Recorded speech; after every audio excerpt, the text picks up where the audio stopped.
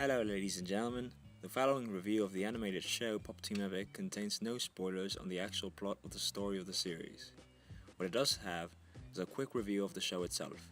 This being said, it is heavily suggested you watch the show by yourself before watching this review. Without further ado, let's start with Poptepipic. Poptepipic is the show that people watch and it's both funny and humorous, creating laughs, smiles, and childlike dreams all over the place. It's great. Here's an example of what it did to me. So I was walking around smoking some Acapulco Gold with my multicolored Adamas gendered pals when my rude ass dad caught us by surprise. My procreator, being a proud member of the Jesus Loves Killing Queers Association, sees the image of his 32-year-old son displaying such a libertarian lifestyle and rushes to me. His palm extended, pulsating and brimming with abusive family apprehensive rage. My friends Todd, Samantha, and young K-Lig march in front of me in defense of my aggressor, screaming our war cry. Gender norms are dead, old man, only to be flocked away by my father's pulverizing force. Right as I lay back first on the floor, hands over my face, too afraid to mutter a single syllable to my towering father, who is ready to lay the fury of all the old gods my devious ways insulted.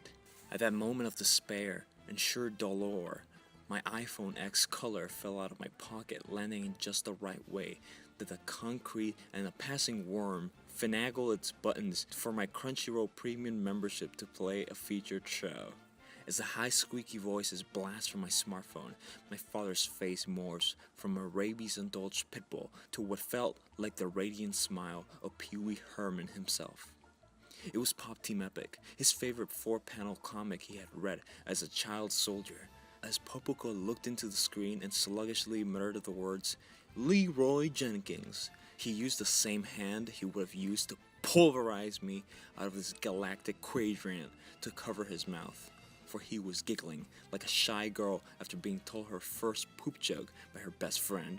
His once crimson archangel eyes now seemed to resemble those of the kindest soul imaginable, John Arbuckle. He picked my doughy body up with his tree trunk-sized arms and said to me, "I love the Gremlin Diva show. It's..." Now, if you couldn't tell by my pert and foxy, Poptepipic is cool as fuck, bro.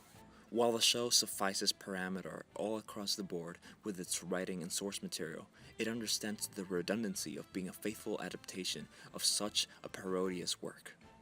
While it does provide what is technically an equal experience to the 4-panel comic, it is in its original content that it shines, by abusing the possibilities that a show on a TV can implement by the simple fact that it is moving images with sound. Frame rate, medium, language, voice acting, all these are toys for Poptepipic to play with, while giving you, the audience, whatever the HE double hockey sticks they decide to give you. The later one, voice acting varying every episode, being something that almost exclusively has to be done as an anime, accounting for the plethora of diverse, prismatic performances the Japanese voice acting industry can deliver. All varied and adding something new to each performance every episode, many of which feel cleverly improvised. Poptepipic isn't even anime, to be honest. It's like a show, like a good show, that good people watch. Like my dad, that almost beat me. He's pretty good. If you like the manga, or even the "wow, it's fucking funny bro" memes, consider this adaptation more